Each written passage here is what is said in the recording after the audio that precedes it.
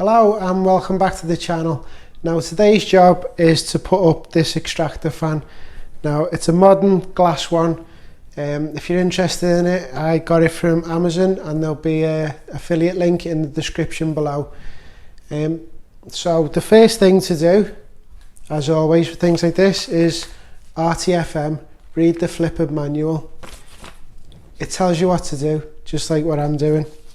So I've already got a stone backsplash in place, so I'm just going to sit the extractor on top of that and that'll give me my height. It's 850. So if I didn't have that, I would have to mark a level line. So I'd have to find out where I wanted the bottom of that and mark a level line. But because that's up and I know it's level, I'm going to use that. Now if you notice, there's no hole up there, so I've gone for the charcoal filter option rather than having a hole through the wall and it pulls the fumes out the wall. The charcoal filters filter out the fumes and recirculate the air. And when I was doing the electrics, I put a socket up there, but it's wired into a fuse spare down there with a 3 amp fuse. So I think the regulations say that they can either be plugged in or hardwired into a fuse spare as long as it's got a 3 amp fuse protecting the circuit. But you might want to check out that regulation yourself. I've been advised by an electrician that that's fine, that's safe, that's what I'm going with. So the first thing to do is find a position. So the cooker goes central to that backsplash. So I need to find the centre of the backsplash.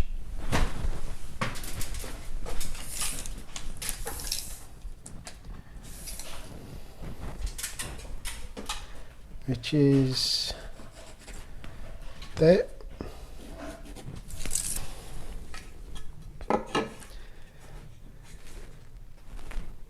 And then just plumb the centre line up.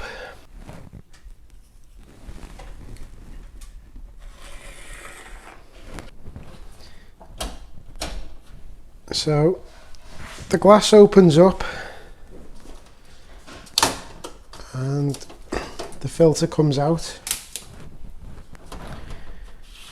So then the charcoal filter goes on this piece here. You can see there. A little bit tricky one-handed. Here we go. So if you see that lug there, you line them up, push it down and twist it, locks into place. Right, so these are more important if you've got a pipe that goes to the outside. It stops the backdraft, but since they're there I may as well put them in. So they've just got little lugs there which fit into them holes either side. So pop them in, bend it a little bit, and they just pop in there. And get the other one.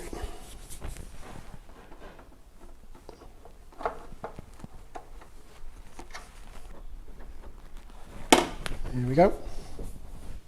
This is the back of the extractor, and it's probably easier for me to explain what's going on here than it is while I'm up there trying to put it to the wall. So you've got these keyholes here. So I need to mark on the wall them 2 positions, and then I can put the screws in the wall. The screw heads go through there and then drop into there. So the screw's in the wall, goes into there, then drops into there, and that's what it hangs on. And then when them 2 are in, there's also a retaining screw down there as well. So you put 3 screws in. Okay, so I'm ready to mark out the wall now.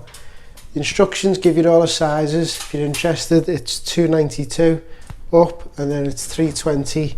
It's the distance between the 2 screws. So I'll just split that in half between the centre line. So 292 is there. I'll just level that across.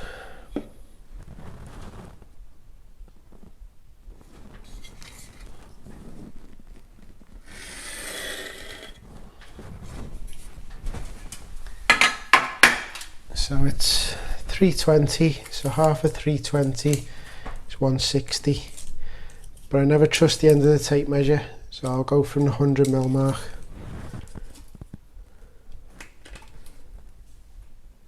So it's 260.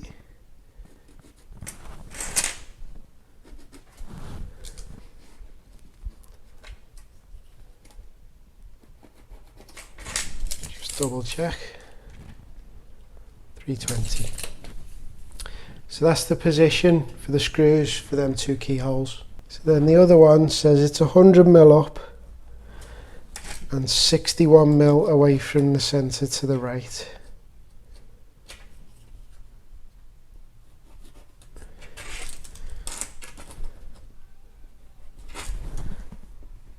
Which is there. So now I need to drill and plug the wall with suitable fixings for the wall. This is plasterboard on top of solid breeze block, so I'm going to go through the plasterboard into the breeze block with red wall plugs and screws. Now always be careful, we've got a socket here, so the lecky could run up and down or it could go side to side. It should always run in line with the socket, but always check and make sure before you drill the wall. Now I know these holes will be well away from where I put the wires because I wired this myself, so I can drill and plug these now. So since I'm using red wall plugs, I'm using a masonry bit which is 5.5mm in an SDS drill, but you could use a normal cordless drill, it'll just be a bit harder, that's all.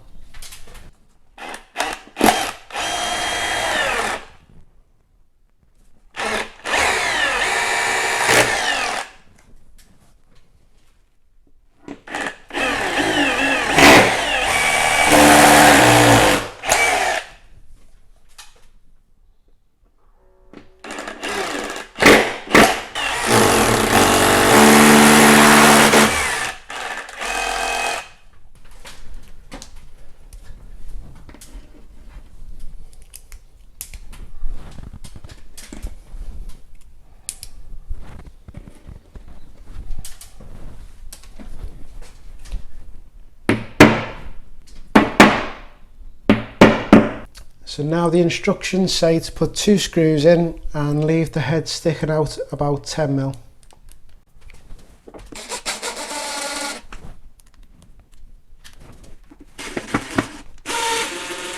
Right, so if you've got a normal flat ceiling, then you offer that up to the ceiling. I've put a little centre mark in this, so you put it on your centre mark and then you screw it so it's touching the ceiling, and then your chimney screws into that. But I've got a vaulted ceiling and the chimney isn't quite tall enough to be able to cut it to the angle or the pitch of the ceiling, so I'm just going to have to go as high as I can and have it square for now and see if I can get a bigger chimney at a later date. So anyway, yeah, if you put that up to your ceiling, happy days. If not, you have to do what I'm doing and level it up.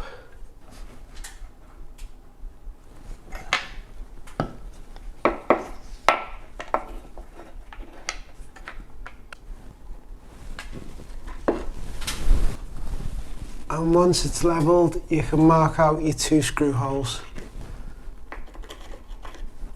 Again, make sure that there's no electricity or pipes, water pipes, gas pipes, anything like that where you're going to drill.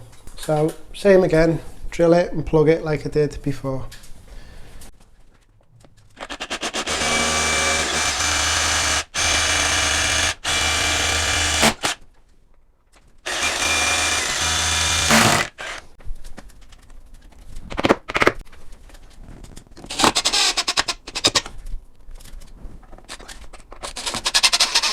The instructions say to do this when it's up on the wall, but I think it's easier to do it down now. If you see here, it's got 4 tabs. They need folding up and they locate the chimney, and the chimney actually screws into this one.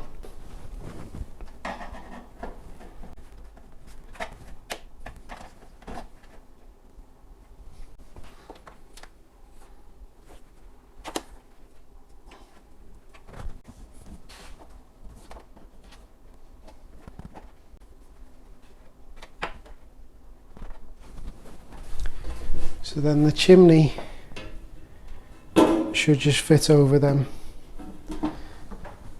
and it should get screwed into the little holes in the tabs.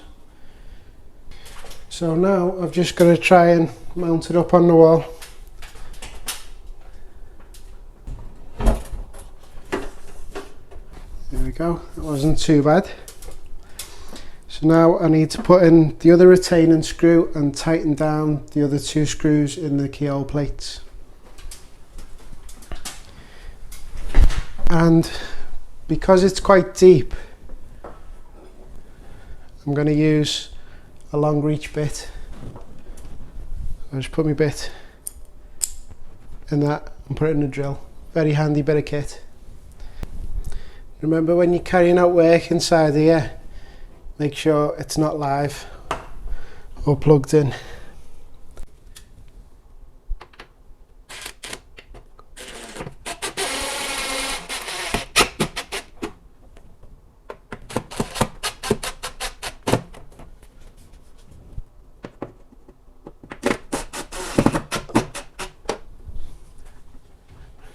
Right, so the chimney, this is the bottom one, that's the top one. Top one has the grills in it. So the little hole there is for them, is to screw in them tabs that we've just seen.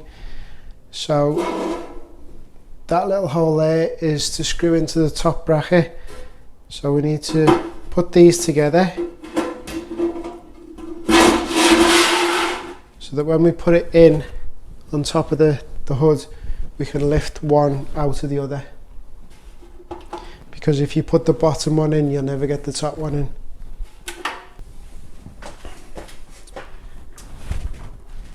So, get rid of the wire.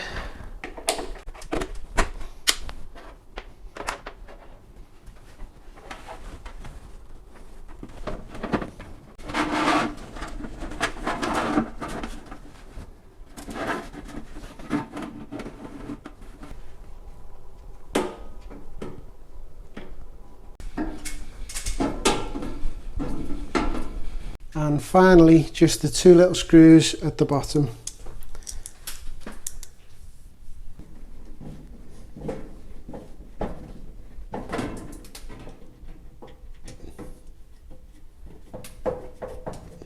So that's how you put up a cooker hood or an extractor fan. So I hope you enjoyed this video and found it useful. If you did, please hit the like button, and if you haven't already, please subscribe to the channel, and I'll see you next time.